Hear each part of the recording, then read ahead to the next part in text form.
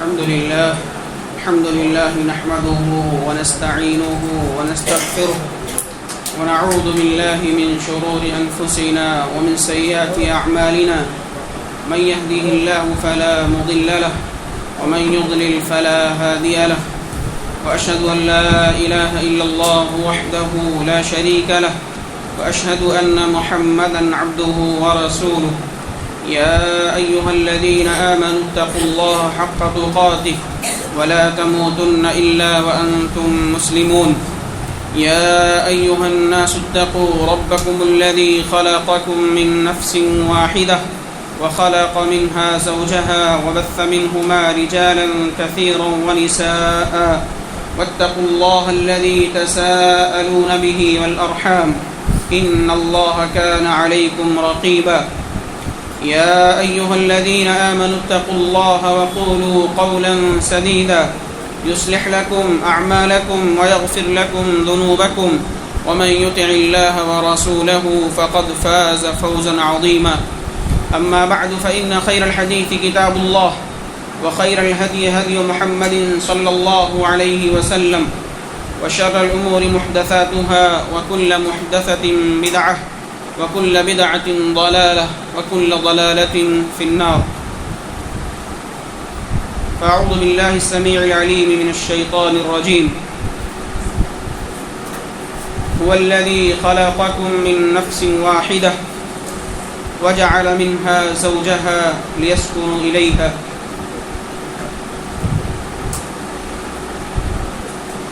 محترم معزز دینی ملی بھائیوں، بزرگوں، نوجوان ساتھیوں، عزیز بچوں،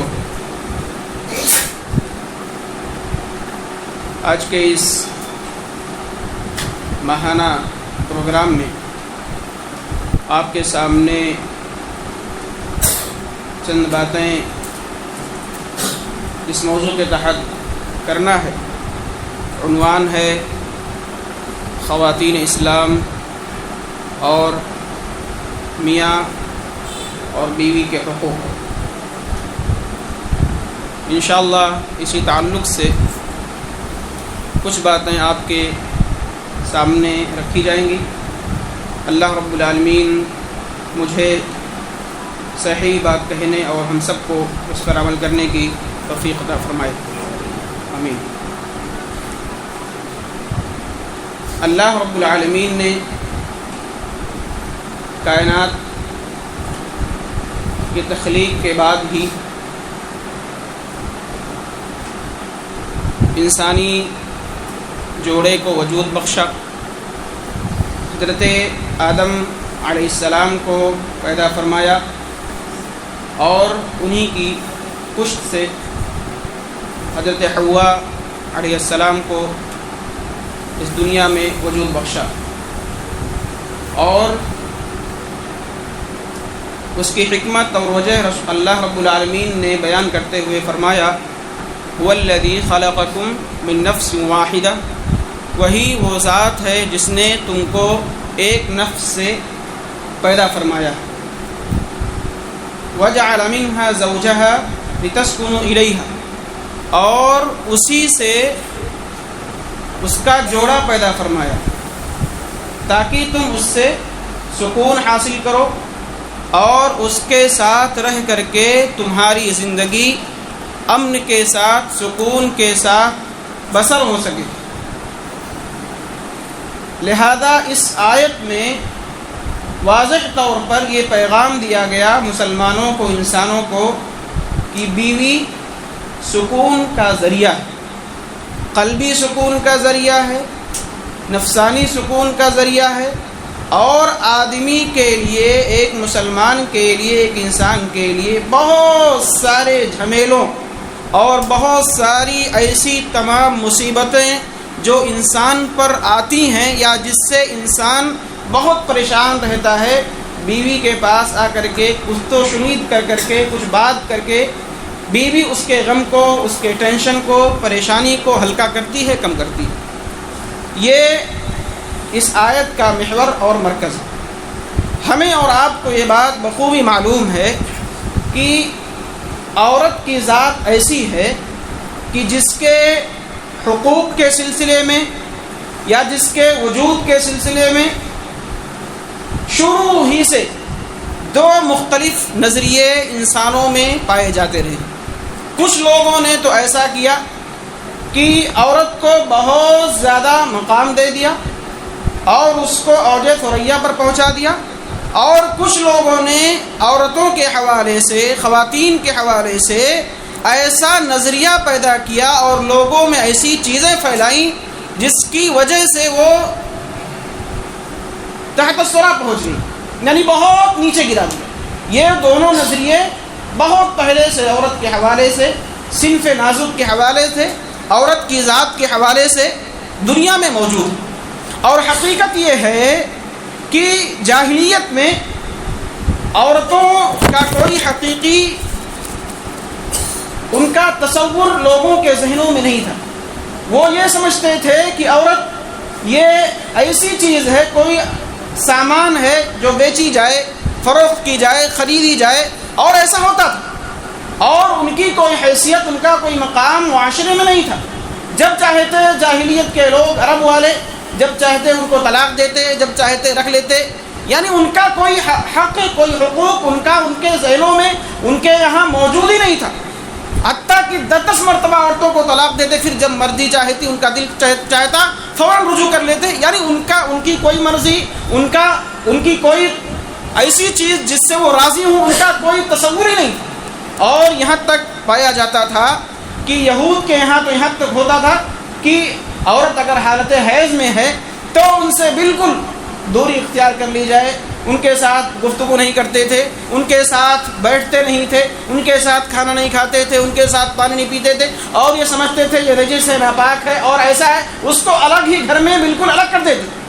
یہ ایسا ظلم تھا، اور ایک عورت کے ساتھ، ایک صنف نازک کے ساتھ یہ ایسا معاملہ تھا جس سے اس کی زندگی گھٹ گھٹ کر گزر رہی تھی۔ ہر طرف سے وہ سمجھتی تھی کہ یہ عورت لوگوں کے لیے باعث عار ہے، باعث شرم ہے۔ اس کو یہ احساس دلایا جاتا کہ تمہارا وجود انسانوں کے لیے، مردوں کے لیے یہ شرم کا ذریعہ ہے اور عار کا ذریعہ ہے۔ اور اسی طرح سے جاہلیت میں عورتوں کا میراث میں کوئی حصہ نہیں تھا، اور یہ کہ ان کے ساتھ ایسا معاملہ کیا جاتا جیسے وہ کوئی ایسی چیز ہیں کہ جب آدمی چاہا رکھا، جب آدمی چاہا پھینک دیا۔ لیکن جب اسلام آیا، اسلام کی کرنیں روشن ہوئی، اسلام نے اپنا جال لوگوں میں پھیلایا اور اسلام کا چرچا ہوا، اور مسلمان جو اسلام لائے انہوں نے جب دین کو سیکھا اور پڑھا، عورتوں کے حوالے سے اسلام نے جو حقوق بیان کیے اور ان کے تعلق سے لوگوں کی جو ذہن سازی کی، اس سے پورا معاشرہ بدل گیا۔ پوری انسانیت جنہوں نے دین کو سیکھا، سمجھا، انہوں نے عورتوں کے حوالے سے ایسا ذہن بنایا کہ وہ عورت جس کو جاہلیت میں ننگ و عار کا ذریعہ سمجھا جاتا تھا، وہ عورت جس کو جاہلیت میں ایک بڑی خطرناک اور یہ کہ ایسی چیز سمجھی جاتی کہ اس کا وجود ہی دنیا والوں کے لیے باعث ننگ و عار تھا، اسلام آ کر کے ان ساری چیزوں کو اسلام نے ختم کیا، اور ہر ایک عورت جو بیٹی کی شکل میں ہو، وہ عورت جو بہو کی شکل میں ہو، وہ عورت جو ماں کی شکل میں ہو، وہ عورت جو بہن کی شکل میں ہو، ان ساری عورتوں کے حقوق کو اسلام نے بیان کیا۔ اور یہ بات ہمارے اور آپ کے ذہن میں ہونی چاہیے کہ حقوق کا ذکر کیا کیوں جاتا ہے، آخر کیا وجہ ہے کہ اللہ رب العالمین نے قرآن کریم میں، رسول اللہ صلی اللہ علیہ وسلم نے احادیث میں ایک دوسرے کے حقوق کو بیان کیا ہے کہ یہ اس کا اس پر حق ہے، اتنا حق ہے، ایسے حق ہے۔ وجہ یہ ہے کہ جب تک حقوق کی پابندی نہیں ہوگی تب تک ایک فریق اس میں سے مظلوم رہے گا اور ایک فریق اس میں سے ظالم رہے گا۔ اس لیے کہ جب تک حقوق نہیں بیان کیے جائیں گے کہ ایک یتیم کا یہ حق ہے، یا اسی طرح سے مزدور کا یہ حق ہے، اور اسی طرح سے عورت کا یہ حق ہے، تو ظاہر سی بات ہے جو اس سے اونچا رہے گا مرتبے میں، عہدے میں، منصب میں، طاقت میں، مال میں، قوت میں، تو ظاہر سی بات ہے مظلوموں پر اور مجبوروں پر غریبوں پر ظلم کرے گا. جس کی نظر میں جو کمزور نظر آئے گا اس پر وہ شخص ظلم کرے گا. اسی لیے اسلام نے اکثر جگہوں پر اکثر افراد کے لیے اکثر موقعوں سے ایک دوسرے کے حقوق کو بیان کیا. غیر مسلموں کے حقوق کو بھی بیان کیا, پڑوسیوں کے حقوق کو بھی بیان کیا, اور مزدوروں کے حقوق کو بھی بیان کیا, غلاموں کے حقوق کو بھی بیان کیا, یتیموں کے حقوق کو بیان کیا, جانوروں کے حقوق کو بیان کیا. ساری تقریباً بہت ساری مخلوقات کی حقوق کو اللہ رب العالمین نے اسلام میں بیان کیا. وجہ یہ ہے تاکہ دونوں میں توازن پیدا ہو سکے, دونوں میں ایک دوسرے کے حقوق کا خیال رکھنے کا جذبہ پیدا ہو سکے. اور جب حقوق کی پاسداری کی جائے گی, حقوق کو اپنایا جائے گا, لوگوں کے ان کے حقوق ادا کیے جائیں گے, تو وہاں ظلم جیسی چیز نہیں آ سکتی. ظلم جیسی چیز وہاں نہیں آ سکتی. وہاں عدل ہوگا, وہاں انصاف ہوگا. اور اسلام نے اسی حوالے سے مسلمانوں کے اندر عورتوں کے حوالے سے بہترین تعلیمات بیان کیا, اور قرآن میں اللہ نے بیان کیا, رسول اللہ صلی اللہ علیہ وسلم نے حدیثوں میں بیان کیا, جس سے عورتوں کی عزت محفوظ ہوئی, عورتوں کا دنیا میں آنا باعث رحمت سمجھا جانے لگا. اور اسلام نے اس قدر بیان کیا, کہا اگر عورت ماں ہے تو اس کی قدموں کے نیچے جنت. وہ عورت جو جاہلیت میں جس کے ساتھ ظلم و بربریت کرنا ایک فیشن بنا تھا, اسلام نے اس ماں کو یہ حق دیا کہ عورت اگر ماں ہے تو اس کے قدموں کے نیچے جنت ہے. الجنت تحت اقدام الامہات. لہذا اگر تم کو جنت چاہیے تو اپنی ماں کی اطاعت کرو, اس کے ساتھ اس نے سلوک کرو, اس کے ساتھ خیرخواہی کا معاملہ کرو, اس کے حق کو پہچانو, اس کے حقوق کو ادا کرو. اور اگر عورت بیوی ہے تو رسول اللہ صلی اللہ علیہ وسلم نے بیان فرمایا کہ خیرکم لأہلہ وانا خیرکم لأہلی, کہ تم میں سے بہتر وہ ہے جو اپنے اہل کے لیے بہتر ہو. تم میں سے بہترین اخلاق والا, حسن اخلاق کا حامل وہ ہے جو اپنی بیوی کے لیے بہتر ہو. وانا خیرکم لأہلی, اور میں اپنی بیوی کے لیے اپنے اہل کے لیے تم میں سے سب سے بہتر ہوں.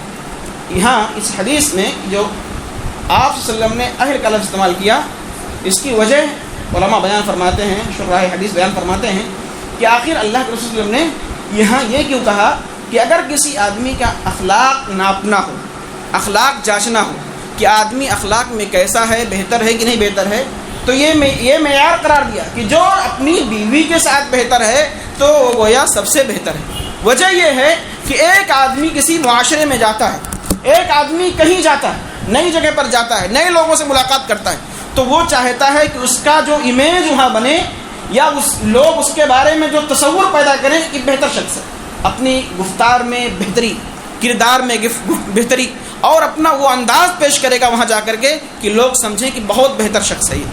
یعنی بہترین گفتگو, لوگوں کے ساتھ ادب سے بات کرنا, اور جس کو کہہ سکتے ہیں تصنع تکلف اپنا کر کے بہتر بننا چاہتا ہے, کیونکہ وہاں چند دن کے لیے گیا ہے, 2 گھنٹے کے لیے گیا ہے, وہاں بہتر اخلاق کا وہ مظاہرہ کر سکتا ہے. لیکن وہ بیوی جو اس کے ساتھ ہمیشہ رہنے والی, اس کی خلوت کی وہ نگراں ہے, ساتھ میں رہ رہی ہے, اس کے رات دن اس کے ساتھ گزر رہے ہیں, اور اس دوران میں بیوی کبھی اچھی بات بھی کہہ سکتی ہے اور کبھی ایسی بات بھی کہہ سکتی ہے جس سے شوہر ناراض ہو جائے, اس کو برا لگ جائے. اب وہاں امتحان شوہر کا ہے کہ جب ناراضگی والی بات کہی گئی, اب اس کا اخلاق کیسا رہا اس کے سامنے. یعنی جو آدمی ہمیشہ ساتھ رہتا ہے, جو کوئی آدمی ورکر ہے جو اپنے مالک کے ساتھ ہمیشہ رہتا ہے, اگر وہ ورکر اپنی مالک کی تعریف کرے تو یہ سمجھ لینا چاہیے کہ اس کا مالک بہت زیادہ اخلاق مند ہے. جس طرح سے ایک بیوی کے ساتھ اگر ایک شوہر اچھی زندگی گزارتا ہے, بہترین طریقے سے گفتگو کرتا ہے, اس کے ساتھ اس نے معاشرت کرتا ہے اور اس کے حقوق کا خیال کرتا ہے, تو اس کا مطلب یہ ہے کہ اس کے اخلاق اچھے ہیں. کیونکہ اکثر اوقات جس کے ساتھ گزر رہے ہیں, اگر آدمی اس سے بہتر ہے تو ساری دنیا والوں کے ساتھ بہتر ہے. اسی لیے فرمایا خیرکم خیرکم لأہلہ وانا خیرکم لأہلی, تم میں بہتر وہ ہے جو اپنی اہل کے ساتھ بہتر ہو, اور میں تم میں سے سب سے زیادہ اپنی اہل کے ساتھ بہتر ہوں. یہ اگر عورت بیوی ہے تو اس کا مقام فرمایا کہ عورت کے ساتھ اس نے اخلاق بہتر ہے, تمہارا اخلاق بہتر ہے تو تم دنیا کے سب سے بہترین انسان. اور کہا عورت اگر بیٹی ہے تو اس کی پرورش اور پرداخت اور اس کی زندگی کو اچھی طرح سے آگے بڑھانا اور اس کی حسن تربیت کرنا، اس کو تعلیم دینا اور اس کو بہترین طریقے سے شادی کرا کر کے کسی کے حوالے کر دینا. یہ کہا اگر کوئی شخص، یہ بیٹی کا مقام، عورت اگر بیٹی ہے تو کہا اس کے لیے جنت ہے، اس کے لیے جنت ہے. کہا من کان لہ ثلاث بنات، جس کے پاس 3 بیٹیاں ہوں اور وہ آدمی ان بیٹیوں کے ساتھ فاحسن الیہن وادبہن، اس کے ساتھ حسن سلوک کیا، ان کے ساتھ بہترین طریقے سے ان کے ساتھ زندگی گزارا اور ان کے کھانے پینے کا انتظام کیا، ان کے لباس کا انتظام کیا، ان کی دینی تعلیم و تربیت کی اور ان کو بہترین انسان بنایا اور ان کی شادی کر دی، تو کہا وہ جنت میں داخل ہوگا. یعنی بیٹی کی پرورش کر کے آدمی جنت میں داخل ہو رہا ہے. اور جاہلیت کا اس سے آپ موازنہ کریں گے کہ جس بیٹی کو زندہ درگور کیا جاتا تھا، جس بیٹی کو آر کا ذریعہ سمجھ کر کے اس کو لوگ زندہ درگور کرتے تھے، وہی بیٹی آج ایک مسلمان کے لیے جنت میں جانے کا ذریعہ بن رہی ہے. یہ مقام کس نے دیا؟ اسلام نے دیا. اور اگر عورت بہن ہے تو کہا جس کے پاس 3 بہنیں ہوں، حدیثوں میں بڑی صراحت کے ساتھ یہ باتیں موجود ہیں، اور آدمی ان کے ساتھ بہترین طریقے سے پیش آیا، ان کے ساتھ اس نے سلوک کیا، ان کے کھانے پینے کا انتظام کیا اور ان کی شادی کر دی. حتیٰ یبنہ کے الفاظ اس میں ہیں، یہاں تک کہ وہ ان سے جدا ہو گئی، یعنی شادی کر کے اپنے شوہروں کے پاس چلی گئی. اگر آدمی ایسا کرتا ہے تو کہا اللہ کے رسول نے کہا تین فی الجنہ، وہ میری جیسی میری دونوں انگلیاں ہیں قریب قریب، ایسے وہ میرے ساتھ جنت میں ہوگا. یہ اسلام نے عورت کو مقام دیا. ماں ہے تو قدموں کے نیچے جنت، بہن ہے تو کہا جنت میں جانے کا ذریعہ، بیٹی ہے تو کہا جنت میں جانے کا ذریعہ، بیوی ہے تو کہا حسن اخلاق سب سے بہتر وہی شخص ہے جو اپنی بیوی کے ساتھ حسن اخلاق سے پیش آتا ہے. لہذا اسلام نے خواتین کو یہ مقام دیا. ورنہ جاہلیت کے بہت سارے واقعات ایسے ہیں کہ ایک شخص اللہ کے رسول کے پاس آئے اور کہا کہ میری اتنی بیٹیاں تھیں، میں نے سب کو ایک ایک کر کے سب کو زندہ درگور کر دیا. واقعہ بیان کر رہے ہیں، رو رہے ہیں، واقعہ بیان کر رہے رو رہے ہیں. تو کہا اللہ کے رسول اس کا کوئی فدیہ ودیہ ہے، کوئی کچھ ہے؟ تو آپ نے ان کو کچھ باتیں بتائی کہ جاؤ اتنے اونٹ صدقہ کر دو، اتنے اونٹ صدقہ کر دو. آپ نے بیان فرمایا. اب دیکھیے اسلام آنے کے بعد انسانوں کا ذہن، مسلمانوں کا ذہن اس طرح سے بنا کہ وہی افراد جو عورتوں کو باعث عار سمجھتے تھے، آج وہی آ کے اللہ کے رسول کے پاس اپنا واقعہ بیان کر رہے ہیں اور معافی کے طلبگار اور خواستگار ہیں. یہ کس نے مقام دیا عورتوں کو؟ اسلام نے مقام دیا. لہذا اسلام میں عورتوں کے حقوق محفوظ ہیں اور اسلام نے کہا، حدیثوں میں کہا اللہ کے رسول نے النساء شقائق الرجال، عورتیں مردوں کی ہی جنس سے ہیں. یہ ساری چیزیں حدیثوں میں بیان کی گئی. وجہ اس کی یہ ہے کہ آدمی یہ نہ سمجھے کہ عورت ایک الگ مخلوق ہے اور مرد ایک الگ مخلوق ہے. ایسا نہیں ہونا چاہیے، بلکہ توازن، جو عدل کا میزان ہے وہ دونوں طرف ہونا چاہیے، برابر ہونا چاہیے. اور اسلام نے عورتوں کے حوالے سے کیا کہا؟ وعاشروہن بالمعروف، تم ان کے ساتھ بہترین زندگی گزارو. یہ کہہ کر کے اسلام نے مسلمانوں کو یہ تعلیم دی کہ جس طرح تمہارے کھانے کا حق ہے، جس طرح تم کھانا کھاتے ہو، جس طرح تم پانی پیتے ہو، جس طرح تم لباس پہنتے ہو، تم اپنی بیویوں کے ساتھ بھی وہی زندگی اپناؤ. اور کہیں کہا وَلَهُنَّ مِثْلُ الَّذِي عَلَيْهِنَّ بِالْمَعْرُوفِ، جیسا ان کے لیے ہے ویسا تمہارے لیے ہے. کہیں کہا هُنَّ لِبَاسٌ لَكُمْ وَأَنْتُمْ لِبَاسٌ لَهُنَّ، کہ وہ ان کے لیے لباس ہیں اور تم ان کے لیے لباس. یعنی ایک دوسرے کو پردہ قرار دیا، لباس قرار دیا. یعنی ایک دوسرے سے بغیر ملے ہوئے میاں بیوی اور شوہر اور بیوی ہو نہیں سکتے. یہ اسلام نے تعلیم دی. اور اسی طرح سے اسلام نے عورتوں کے تعلق سے کہا خیر متاع الدنیا المرأة الصالحة. الدنیا کلها متاع، پوری دنیا کا سارا سامان، ہر چیز فائدے کی ہے، چند دن فائدے کے لیے، چند دن کے لیے ہے. اور کہا سب سے بہترین سامان، سب سے بہترین فائدے کی چیز خیر متاع الدنیا المرأۃ الصالحہ، نیک بیوی ہے، بہتر بیوی ہے۔ اور اگر بیوی نیک ہے تو دنیا کی سب سے بہترین فائدے کی چیز ہے، اور اگر بیوی بدخلق ہے، بیوی بدطینت ہے، بدخصلت ہے، تو آدمی کے لیے آزمائش سے کم نہیں ہے۔ سارا چین، سارا سکون منٹوں میں غائب۔ اگر عورت بدخلق ہے تو آدمی کبھی بھی سکون کے ساتھ نہیں رہ سکتا ہے۔ اسی طرح سے اللہ کے رسول صلی اللہ علیہ وسلم نے حدیثوں میں کہا ابن آدم کے لیے نیک بختی ہے، سعادت مند کی بات ہے، آدمی خوش بخت ہے جس کی بیوی نیک ہے۔ کہا المرأۃ الصالحہ، نیک بیوی آدمی کے نیک بختی کی علامت ہے۔ یعنی اگر کسی کی بیوی نیک ہے تو آدمی گویا بہت خوش نصیب ہے، بہت بہترین انسان ہے وہ، یعنی دنیا اس کی بن گئی ہے اگر عورت نیک ہے۔ کیوں؟ کیونکہ اگر وہی عورت بد زبان ہو، بد چلن ہو، بد خصلت ہو تو آدمی کبھی بھی سکون کے ساتھ نہ معاشرے میں رہ سکتا ہے نہ گھر میں رہ سکتا ہے، اس کا وزن جو رہے گا وہ معاشرے سے بھی ختم ہو جائے گا۔ اور اسی طرح سے داؤد علیہ السلام کہا کرتے تھے المرأۃ السوء علی بعلها کالحمل الثقیل علی الشیخ الکبیر۔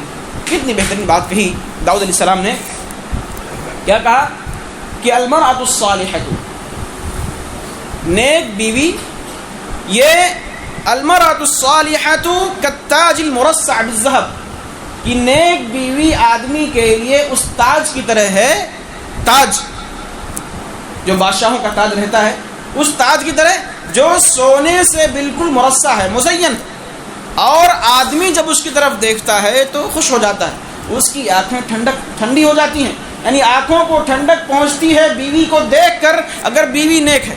اور اگر بیوی بری ہے، کیا کہا داؤد علیہ السلام نے؟ المرأۃ السوء علی بعلها، بری عورت اگر کوئی ہے، بد چلن ہے، بد اخلاق ہے، بد زبان ہے، تو کیا کہا؟ اپنے شوہر کے لیے وہ کالحمل الثقیل، اس بھاری بھرکم بوجھ کی طرح ہے جو ایک بوڑھے آدمی پر لاد دیا گیا ہے۔ کہا اگر عورت بد چلن ہے تو اس شخص کی طرح ہے، یا ویسی ہے جیسے بھاری بھرکم بوجھ ہے، ایک بوڑھے آدمی پر لاد دیا ہے، نہ وہ چل پا رہا ہے، نہ اٹھ پا رہا ہے، نہ بیٹھ پا رہا ہے، ہر طرح سے پریشان ہے۔ اور اگر نیک ہے تو گویا وہ سونے کی تاج ہے، جب آدمی اس کی طرف دیکھتا ہے تو خوش ہوتا ہے۔ اور اچھی عورت کی جو تعریف آپ نے بیان کی، بہترین عورت کی حدیثوں میں کیا کہا؟ اذا صلت المرأة خمسها وأطاعت بعلها وصامت شهرها وحسنت فرجها، کہ عورت، بہترین عورت کون ہے؟ کہ جب اس کی طرف اگر شوہر دیکھے وَإِذَا نَظَرَ إِلَيْهَا سَرَّتْهُ، شوہر اس کی طرف دیکھے تو وہ اپنی مسکراہٹ سے اس کو خوش کر دے، اور اس کو حکم دے تو اس کو مان جائے۔ اور حدیث میں بیان فرمایا جنت میں عورت کے لیے اتنا بہترین مقام ہے، جنت میں جانے کا اتنا بہترین راستہ ہے، کہا جب عورت 5 وقت کی پابندی کرے، فرض روزے رکھے، شرمگاہ کی حفاظت کرے، اپنے شوہر کی فرما برداری کرے، تو کہا جنت کے جس دروازے سے بھی چاہے اس کے لیے اللہ رب العالمین وہ دروازہ کھول دے۔ جبکہ ہم کو یہ بات معلوم ہے کہ ایک جنت میں دروازے ہیں وہ الگ الگ نام سے ہیں، باب الصلاۃ، باب الریان، روزے داروں کے لیے باب الریان ہے، اور ایسے الگ الگ دروازے۔ لیکن ایسی عورت جو اپنے شوہر کی فرمانبرداری کرتی ہے، نمازوں کی پابندی کرتی ہے، روزہ رکھتی ہے، شرمگاہ کی حفاظت کرتی ہے، تو کہا اس کے لیے ہر دروازے کھلے ہیں، جس کی وہ چاہت کرے۔ یہ عورت کے لیے مقام ہے اپنے شوہر کی فرمانبرداری کی بنیاد پر۔ لہذا میری مائیں اور بہنیں یہ باتیں غور سے سنیں اور اپنے عمل میں لائیں کہ وہ اپنے شوہروں کے سلسلے میں کتنی حساس ہیں، اپنے شوہروں کی فرمانبرداری کے حوالے سے، اپنی ساس کے حوالے سے، اپنے بچوں کے حوالے سے وہ کتنی حساس ہیں، کتنی فکر مند ہیں۔ وہ ان حدیثوں سے اور ان اقوال سے، قرآن کی آیتوں سے وہ غور کریں اور سمجھیں۔ اسی طرح سے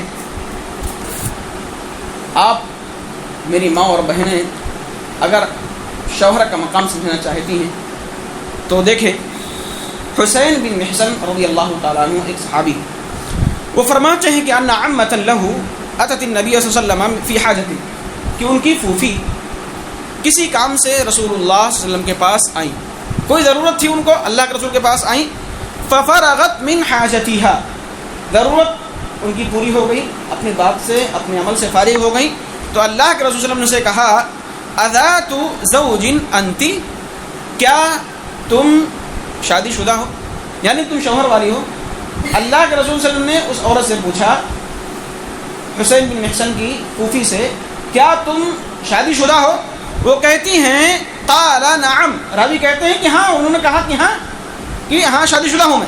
تو آپ نے فرمایا کیف انت لہو، تمہارے شوہر سے کیسا معاملہ چل رہا ہے، تمہارے شوہر سے کیا رویہ ہے؟ اس حدیث کی شرح میں علامہ مناوی رحمہ اللہ فرماتے ہیں کہ اللہ کے رسول نے اس سے پوچھا کہ کیف انت لہو، کہ تمہارے شوہر سے رویہ کیا مطلب، کہ تم اس کی اطاعت کرتی ہو کہ نہیں کرتی ہو، تم اس کے لیے آسائش کے آرائش اس کے لیے کرتی ہو کہ نہیں کرتی ہو، اس کے حکم کو مانتی ہو کہ نہیں مانتی ہو، یہ پوچھنا تھا کہ کیف انت لہو، تم کیسے اس کے ساتھ رہتی ہو؟ تو وہ کہتی ہیں ما آلوہ الا ما عجزت عنہ، مجھے اس کی کوئی پرواہ نہیں، ما آلوہ، مجھے اس کی کوئی پرواہ نہیں، میں اس سے عاجز آ چکی ہوں، میں تھک چکی ہوں۔ تو آپ نے فرمایا فانظری، غور کر لو، دیکھ لو، سن لو، سمجھ لو، این انت منہ، تم اس کے تعلق سے کس حالت پر ہو، یعنی تم نے جو نظریہ بنا کے رکھا اپنے شوہر کے حوالے سے، تم کہاں جا رہی ہو، یہ غور کرو۔ کہا فإنما هو جنتک ونارک، کہا وہ شوہر جس کے بارے میں تمہارا نظریہ یہ ہے کہ میں اس سے تھک چکی ہوں، میں پریشان حال ہو چکی ہوں، کہا یاد رکھو وہ تمہاری جنت بھی ہے اور وہ شوہر تمہارا جہنم بھی ہے، یعنی اگر تم اس کی فرمانبرداری کرتی ہو، اس کی باتوں کو مانتی ہو اور نیک راستے پر چلتی ہو، اس کی خدمت کرتی ہو تو تمہارے لیے جنت ہے، اور اگر اس کے برعکس تم کرتی ہو وہ تمہارے لیے جہنم، یعنی تم اپنے جہنم میں جانے کا راستہ آسان کر رہی ہو۔ کتنی بہترین بات آپ نے فرمائی، کہا شوہر تمہارا جہنم بھی ہے اور شوہر تمہارا جنت بھی ہے، اس کی خدمت کر کے جنت حاصل کر لو یا اس کے روگردانی کر کے تم جہنم میں اپنے آپ کو ڈال لو۔ اسی طرح سے حدیثوں میں اللہ کے رسول صلی اللہ علیہ وسلم نے بیان فرمایا کہ شوہر کا حق کیا ہے، یعنی شوہر کی اہمیت ایک عورت کی زندگی میں ہے کیا۔ کہا اللہ کے رسول صلی اللہ علیہ وسلم نے اگر میں کسی کو لو كنت آمرا احدا ان يسجد لاحد لامرت المرأة ان تسجد لزوجها، اگر میں کسی کو حکم دیتا کہ وہ کسی کو بھی حکم دیتا کہ وہ کسی کو سجدہ کرے تو میں عورت کو حکم دیتا کہ وہ اپنے شوہر کا سجدہ کرے، یہ مقام ہے، لیکن سجدہ نہیں کرنا ہے۔ یہاں آپ نے ایک بات کہی کہ شوہر کا مقام کیا ہے، ایک عورت کے لیے شوہر کی حیثیت کیا ہے، شوہر کا مقام کیا ہے ایک عورت کی زندگی میں، کہا اس قدر اہم ہے کہ اگر سجدہ کرنا کسی کو ہوتا تو بیوی کو حکم ہوتا کہ شوہر کا سجدہ کرے۔ یہاں بتانا مقصود ہے کہ شوہر جو اس کی زندگی کا ضامن ہے، شوہر جو اس کے بچوں کی حفاظت کا ضامن ہے، شوہر جو اس کے لیے، اس کے امن کے لیے، اس کے سکون کے لیے، اس کے آسائش کے لیے محنت کرتا ہے، کام کرتا ہے، رات بھر دن بھر کوششیں کرتا ہے، اگر اس کی قدر اس کے گھر میں نہ ہو تو پھر آدمی کی زندگی اکارت ہو جاتی ہے اور برباد ہو جاتی ہے۔ اسی طرح سے حقوق کے حوالے سے یا خاتون کے مقام کے حوالے سے بہت ساری باتیں کہی جا سکتی ہیں، لیکن ابھی میں آپ کے سامنے چند حقوق کا تذکرہ کرتا ہوں۔ خاتون کا، ایک عورت کا اس کے شوہر پر، اور اسی طرح سے ایک شوہر کا اس کی بیوی پر کیا حق ہے، اور یہ حقوق اس لیے بیان کیے جاتے ہیں تاکہ ہر مرد و عورت، میاں بیوی ایک دوسرے کے حقوق کا خیال رکھ کر کے اپنی زندگی بسر کریں۔ حقیقت میں بدگمانیاں، حقیقت میں لوگوں میں نفرت، حقیقت میں دشمنی اور حسد وہی پیدا ہوتا ہے جہاں بدگمانی نظر آتی ہے، اور بدگمانی کب آتی ہے؟ جب حقوق کی تلفی ہوتی ہے، ناحق آدمی کسی پر ظلم کرتا ہے، ہمیشہ ڈانٹتا ہے، ڈپٹتا ہے، ہر غلطی پر فوراً ٹوک دیتا ہے اور مارنے کی دھمکی دیتا ہے، وہیں سے یہ سلسلہ دراز ہوتا ہے۔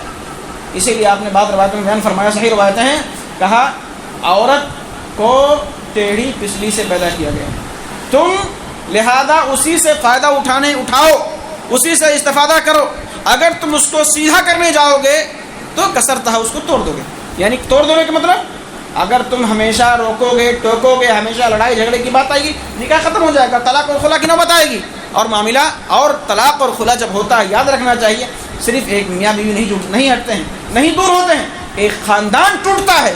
اور اگر بچے ہیں تو بچے لاوارث نظر آتے ہیں، بچے ٹینشن میں، اور یہ کہ ان کا کوئی پرسان حال نہیں رہتا ہے. یہ نہ سوچا جائے خالی ایک میاں بیوی الگ ہو گئے، بلکہ ایک خاندان ٹوٹتا ہے، مسلم قوم کی وحدت ٹوٹتی ہے اور مسلمان ایک دوسرے سے الگ ہو گئے.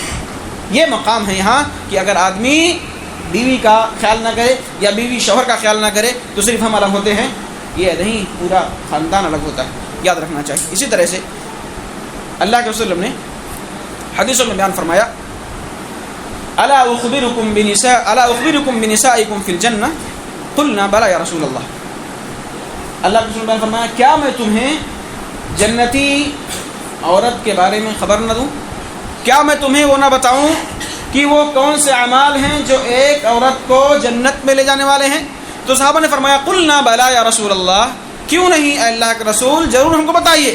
تو آپ نے فرمایا ودود محبت کرنے والی، بہت زیادہ محبت کرنے والی عورتیں، ولود بہت زیادہ بچہ جننے والی عورتیں. یہ حقیقت میں حدیثوں میں اس کی صراحت کی گئی، اس پر ابھارا گیا کہ تزوجوا الودود الولود فإني مكاثر بكم الأمم، تم لوگ زیادہ محبت کرنے والی، زیادہ بچہ دینے والی عورتوں سے شادی کرو، نکاح کرو. فإني مكاثر بكم الأمم، کیونکہ میں امتوں پر تمہاری تعداد کے ذریعے سے فخر محسوس کروں گا. لیکن آج معاملہ اس کے برعکس، آدمی 1 2 3 اس کے بعد بہت ساری چیزیں ایسی آتی ہیں بہانہ بنا کر کے، ڈاکٹر کا مشورہ ہے، کمزور ہو جائیں گے، اور عام طور پر مال کی تنگی ہوگی، یہ ساری چیزیں کر کے معاملہ خلاص کر لیتا ہے. حقیقت میں بہت بڑا گناہ کبیرہ ہے. اگر آدمی اس خوف سے اگر بچوں کی پیدائش کو روکتا ہے کہ کھلائے گا کون پلائے گا کون، یہ گناہ کبیرہ ہے، گناہ کبیرہ ہے اور بہت بڑا گناہ ہے. حدیثوں میں منع کیا گیا، قرآن میں کہا گیا وَلَا تَقْتُلُوا أَوْلَادَكُمْ خَشْيَةَ إِمْلَاقٍ، تم اپنے بچوں کو محتاجگی کے ڈر سے تم قتل مت کرو. نحن نرزقكم وإياهم، ہم تم کو بھی رزق دیتے ہیں اور ان کو بھی رزق دینے والے ہم ہیں. یہ قرآن میں بڑی صراحت کے ساتھ کہا گیا، کئی جگہوں پر کہا گیا.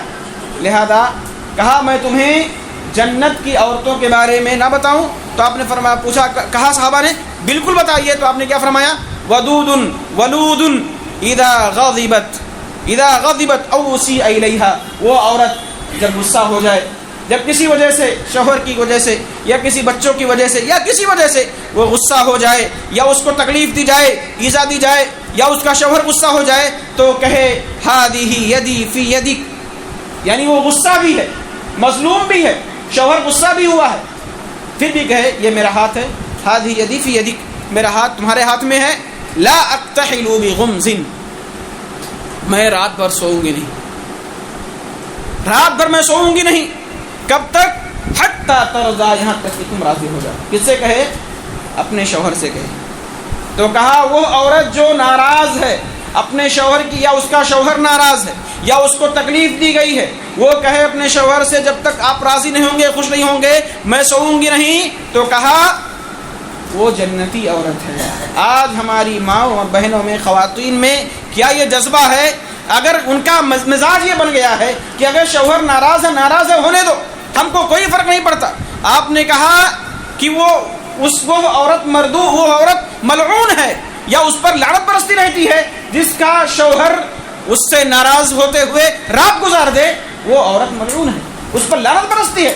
آج معاملہ اس کے برعکس ہے. عورتیں خوش ہیں، وہ اگر شوہر سے جھگڑا ہو گیا، لڑائی ہو گئی، وہ فوراً اپنے میکے چلی جاتی ہیں بغیر شوہر کی اجازت کے، بغیر کسی اطلاع کے وہ اپنے ماں باپ کے پاس چلی جاتی ہیں. حقیقت میں یہ گناہ ہے جو ان سے ہو رہا ہے، اور یہی چیزیں ان کے گھر کی بربادی کا سبب بنتی ہیں، اور یہی ساری باتیں آہستہ آہستہ گھروں کو ٹوٹنے کا سبب بن جاتی ہیں. لہذا ہماری خواتین کو، ہماری ماں اور بہنوں کو یہ سمجھنا چاہیے کہ ہم اپنے اپنی بچیوں کی تربیت کس بنیاد پر کر رہے ہیں. کیا ان کو ہم سکھا رہے ہیں کہ شوہر کا حق کیا ہے، بیوی کا حق کیا ہے، ساس کے ساتھ کیسے رہنا ہے؟ آج کل تو عورتیں عام طور پر سکھاتی ہیں تم کو تمہارے شوہر سے مطلب ہے اور کسی گھر کے کسی فرد سے مطلب نہیں. حقیقت میں حق الگ چیز ہے، قربانی ایک چیز ہے.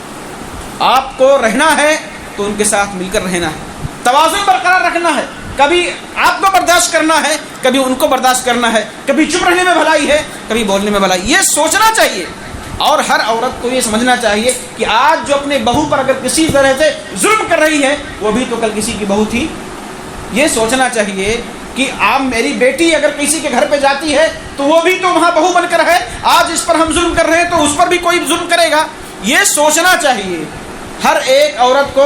اور آج کے دور میں تو ساس ایسا سمجھتی ہے کہ میں حاکم ہوں اور یہ میری محکوم ہے, میں مالک ہوں, یہ بہو جو بن کر آئی ہے وہ نوکر ہے, اس کے اشارے پر ناچے تو وہ اچھی ہے ورنہ گڑبڑ. اور لوگوں کا خیال کیا ہے, اگر ہمارا داماد کچھ ہم کو دیتا ہے, میری بیٹی کو دیتا ہے یا اچھے سے ملتا جلتا ہے تو بہت اچھا داماد ہے. لیکن اگر وہی اس کا بیٹا اپنی بیوی کے یہاں جاتا ہے اور یہ کہ اپنے سسر کو, اپنی ساس کو کچھ دیتا ہے تو کہتا ہے وہ تو بیوی کا بن کے ہو گیا.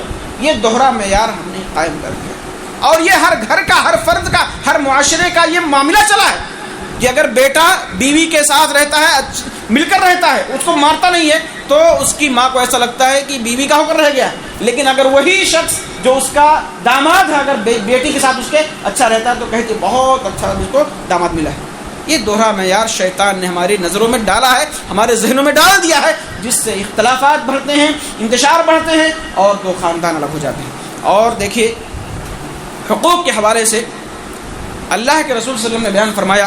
حضرت عائشہ کی روایت ہے, وہ کہتی ہیں قالت یا معشر النساء, اے عورتوں کی جماعت, اگر تم لوگ جان لو حق ازواجکن علیکن, اگر تم لوگ جان لو کہ تمہارے شوہروں کا تم پر حق کیا ہے, لجعلت المرأة منکن تمسح الغبار عن وجهه بنحر وجهها, تو ایک عورت اپنے رخسار سے اپنے شوہر کے اوپر گرد و غبار جو ہے وہ صاف کرے گی.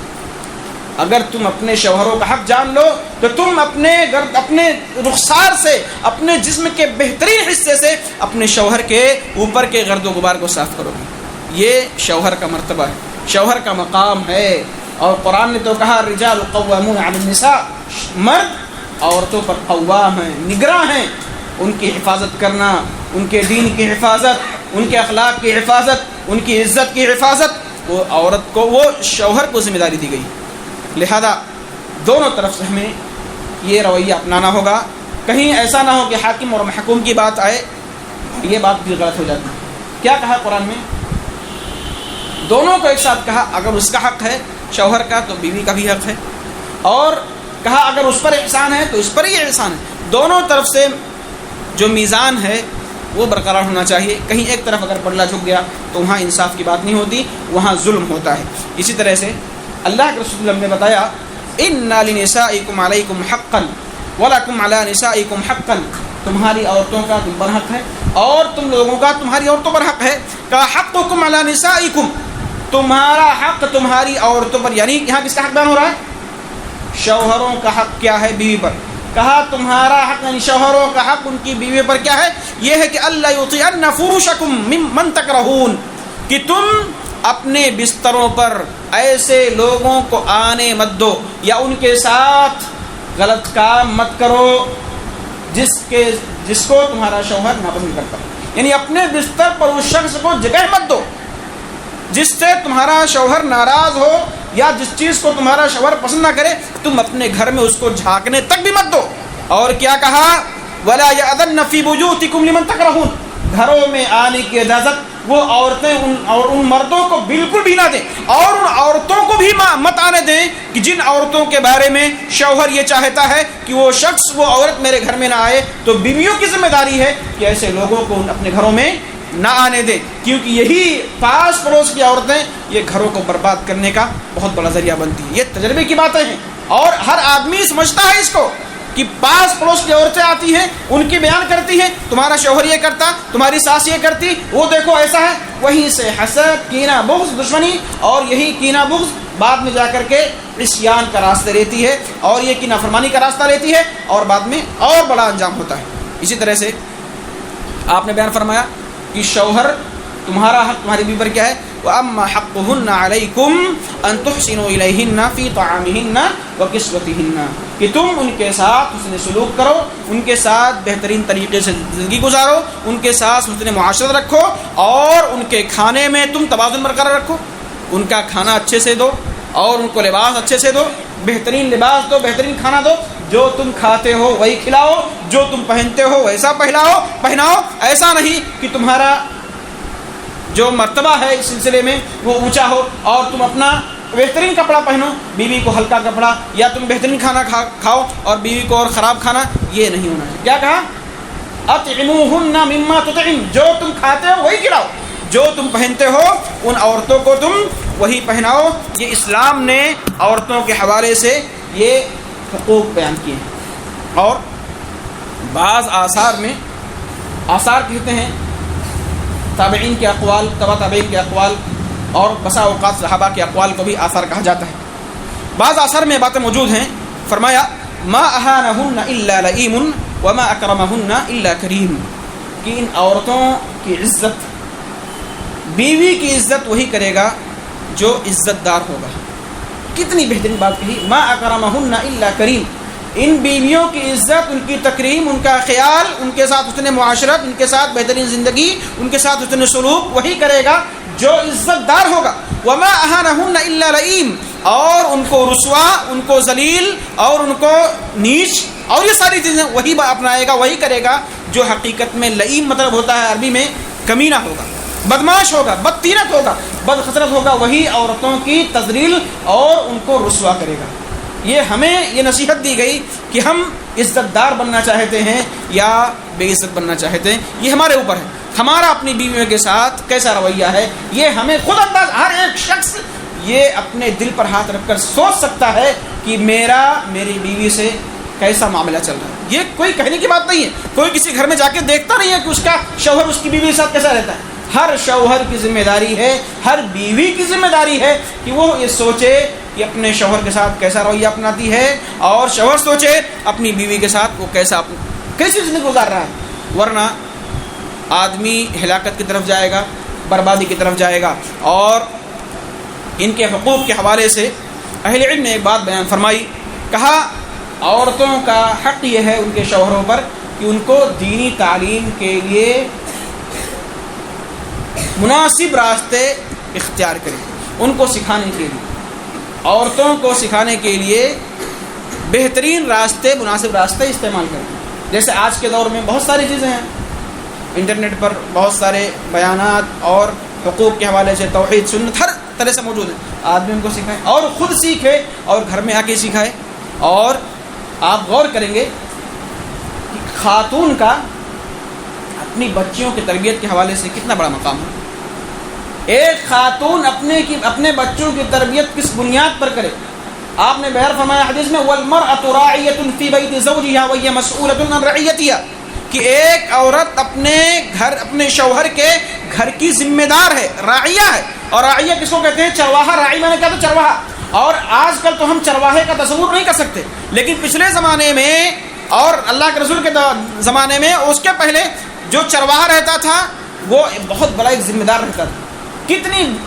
کتنے بکرے، کتنے بھیڑ اس کی نگرانی میں چل رہے ہیں، ان کی حفاظت، ان کا کھانا، ان کا پینا، ان کے لیے انتظام سب اس کی ذمہ داری رہتی تھی. اگر ایک بکرا یا بکری کوئی جانور غائب ہو گیا، مالک اس سے سوال کرتا تھا کہ کیسے ایسا ہوا. یہ مطلب ہے کہ والمرأة راعیۃ، ایک عورت اپنے شوہر کے گھر کی نگراں ہے، ذمہ دار ہے. وہی مسئولۃ عن رعیتہا، اور اس سے اس کے گھر کے رعیت کے بارے میں، رعایا کے بارے میں پوچھا جائے گا. قیامت کے دن سے سوال ہوگا کہ تمہارے پاس بچے تھے، بیٹی تھی، بیٹا تھا، تم نے ان کے حق کو کہاں تک ادا کیا. اور حق میں سب سے پہلا حق جو ایک مرد پر اور ایک بیوی پر جو واجب ہوتا ہے ان کی بہترین تربیت کرنا ہے. تربیت کن بنیادوں پر کی جائے گی؟ شرعی اصولوں پر، شرعی بنیادوں پر، دین کے راستے پر. ان کے لیے دین سیکھنا آسان کرنا ہوگا، ان کے لیے دین سیکھنے کے اسباب پیدا کرنا ہوگا. اور اگر ایسا نہیں ہوا تو ہمیں وہ حدیث یاد رکھنی چاہیے جس میں اللہ کے رسول نے بیان فرمایا ما من مولود الا یولد علی الفطرہ، ہر بچہ فطرت پر پیدا ہوتا ہے. فطرت کیا ہے؟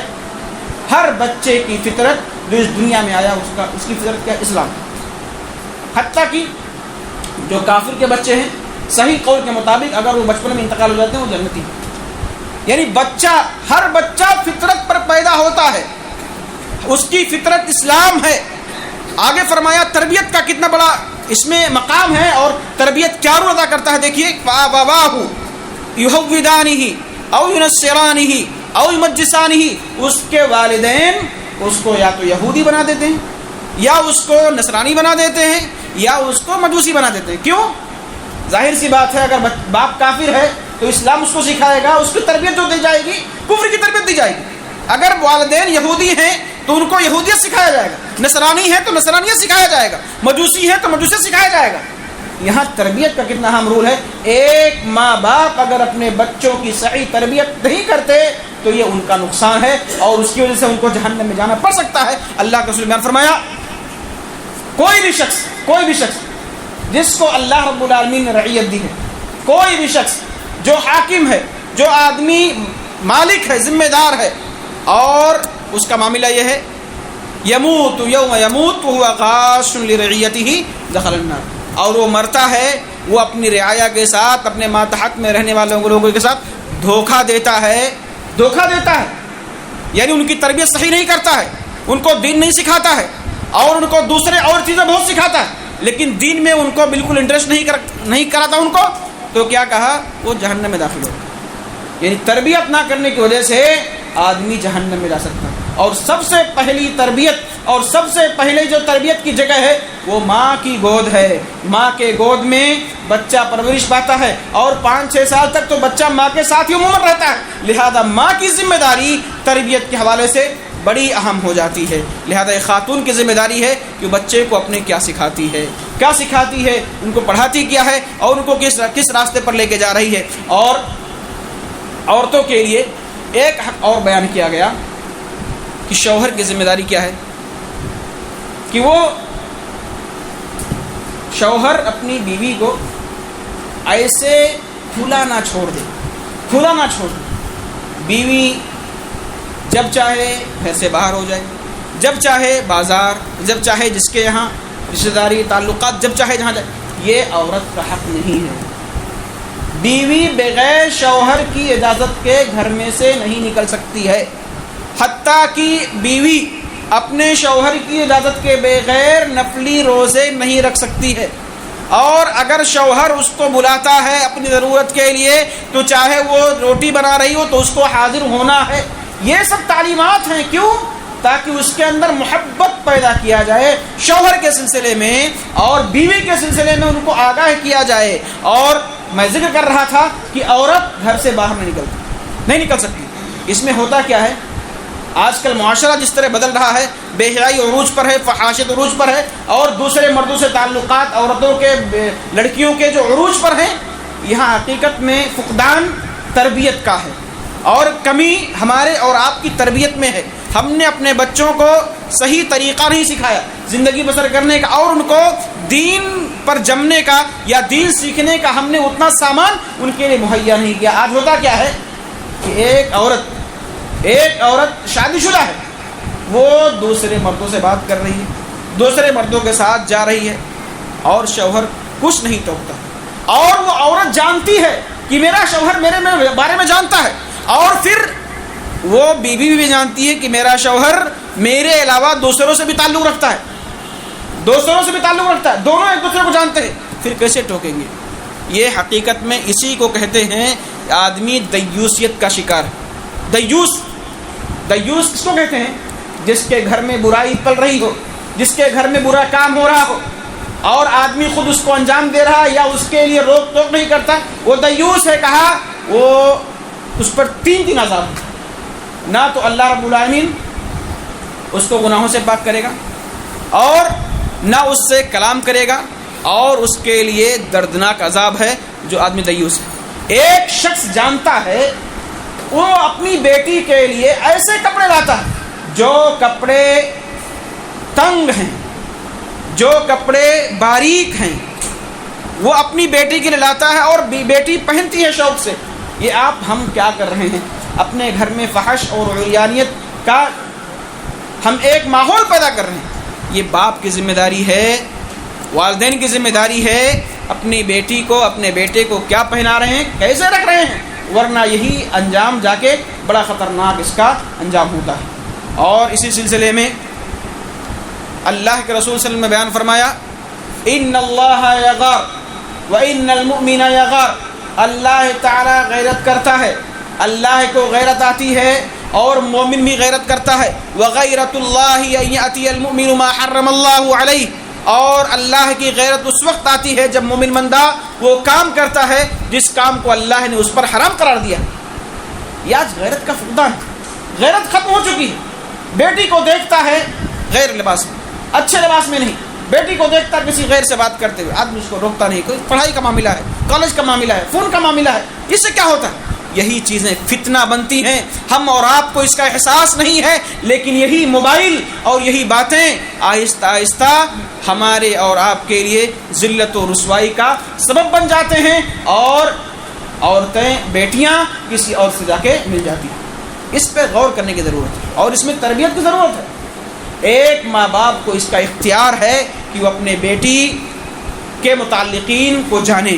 اپنی بیٹی کس سے ملتی ہے، کس سے بات کرتی ہے، کب تک کہاں جاتی ہے، یہ جاننا ضروری ہے. اور یہ جاسوسی نہیں، یہ تربیت کی ایک شکل ہے اور تربیت کا ایک حصہ ہے. لہذا ہمیں اس پر غور کرنا ہوگا. کچھ لوگوں کو بہت اعتماد رہتا ہے، بہت بھروسہ رہتا ہے اپنی بیٹی کی دینداری کے بارے میں، اپنی بیٹی کی خودداری کے بارے میں، کہ میری بیٹی ایسا نہیں کر سکتی، کبھی نہیں ہو سکتا، بہت اچھی، ہم نے اس کو سکھایا ہے، سنوارا ہے، سب کچھ کیا ہے. لیکن وہ یہ بھول جاتے ہیں کہ ایک شیطان جو ہمیشہ پیچھے لگا ہے وہ یہ کام کر رہا ہے. لہذا بہت زیادہ بھروسہ کرنا بھی بچوں پر، بچیوں پر، یہ خطرے کی گھنٹی ہے اور خطرے کا باعث ہے. اس سے ہم اور آپ کو پرہیز کرنا چاہیے اور بچنا چاہیے. ہم ان کی نگرانی کرتے ہیں. تربیت کے حوالے سے میں آپ کو بتاؤں، حافظ ابن حجر رحمہ اللہ محدث، اور ان کا انتقال بہت کم ہی عمر میں ہو گیا تھا، لیکن بہت سارا کام انہوں نے کیا. وہ کہتے ہیں میری تربیت میری بہن نے کیا. میری بہن نے مجھ کو سب کچھ سکھایا اور میری تربیت ایسی کی کہ میں آج اس مقام پر پہنچ گیا. اور ایک تابعی ہیں بڑے مشہور، ان کی بیٹی کی شادی ان کے ایک شاگرد سے ہوئی، اور شاگرد جب ان کی بیوی مر گئی تو وہ کئی دنوں تک اپنے استاد کی کلاس میں نہیں گئے. اس کے بعد جب گئے تو کہا کہ اتنے دن تک کلاس سے غائب کیوں تھے؟ کہا استاذ معاملہ یہ ہے کہ میرے بیوی کا انتقال ہو گیا اس لیے میں نہیں آ پایا. اور اس کے بعد کہا ٹھیک ہے تو میں اپنی بیٹی کی شادی تم سے کرتا ہوں. اور اپنی بیٹی کی شادی استاد نے اپنے شاگرد سے کی. اور اس کے بعد جب وہ لوگ گھر پہ گئے، پھر اس کے بعد اپنے استاد کے کلاس میں آنا چاہا تو کہا کہاں جا رہے ہو؟ ان کی بیٹی نے کہا کہاں جا رہے ہو؟ میرے باپ کا علم میرے پاس موجود ہے، میرے پاس سیکھو، میرے پاس سنو، میرے پاس بیٹھ کے سیکھو. یہ والدین ان کی تربیت کی اس طریقے پر تربیت کی. اور بعض باتیں اہل علم نے تو یہاں تک کہا کہ نصف علم تقریباً حضرت عائشہ کے پاس تھا. اس طرح کی باتیں کہی گئی. عورتوں کو تعلیم سے روکنا نہیں ہے، ان کو تعلیم سے جوڑنا ہے، ان کو سکھانا ہے. جب ان کی تربیت ہوگی تو صحیح طریقے سے اپنے بچوں کی تربیت وہ کر سکیں گی. اور تربیت کا سب سے پہلا جو اسٹیپ ہے وہ نیک بیوی کا انتخاب ہے. یاد رکھنا چاہیے، نیک بیوی کا انتخاب ہی تربیت کا سب سے بڑا اسٹیپ ہے. اگر بیوی نیک رہے گی، دیندار رہے گی، تو اپنے بچوں کو دینداری سکھائے گی. اور اسی لیے حدیثوں میں کیا کہا گیا کہ عورت سے شادی کی جاتی ہے 4 چیزوں کی بنیاد پر: لمالها ولجمالها ولحسبها ولدینها. مال کی بنیاد پر، خوبصورتی کی بنیاد پر، اور اس کے حسب و نسب خاندان کی بنیاد پر، اور ولدینها دین کی بنیاد پر. فاظفر بذات الدین، دین والی کو ترجیح دو، دین والی کے ساتھ شادی کر کے تم کامیاب ہو جاؤ. لہذا دینداری اصل ہے بیوی کو چننے میں، دینداری اصل ہے بہو کو چننے میں. لیکن آدمی آج کل تو معاملہ برعکس ہے، معیار الٹا ہے. آدمی دینداری کو سائڈ میں رکھتا ہے، مال کتنا ہے، خوبصورتی کتنی ہے، خاندان کیسا ہے، یہ ساری چیزیں دیکھ کر جب بیوی لاتا ہے، اپنے گھر میں بہو لاتا ہے آدمی، تو پھر انجام بھی بہت خطرناک ہوتا ہے جو سب کے سامنے آ جاتا ہے. اور مردوں کے بارے میں بھی حکم ہے. کہا اللہ کے رسول صلی اللہ علیہ وسلم نے اذا آتاکم من ترضون دینہ وخلقہ فزوجوہ، کہ جب تمہارے پاس ویسے لوگ پیغام لے کر آئے جن کے اخلاق سے تم راضی ہو، جو بہترین اخلاق والے ہیں، جن کے دین سے تم راضی ہو، فزوجوہ، تو تم اپنی ماتحت میں رہنے والی لڑکیوں کی شادی ان سے کر دو.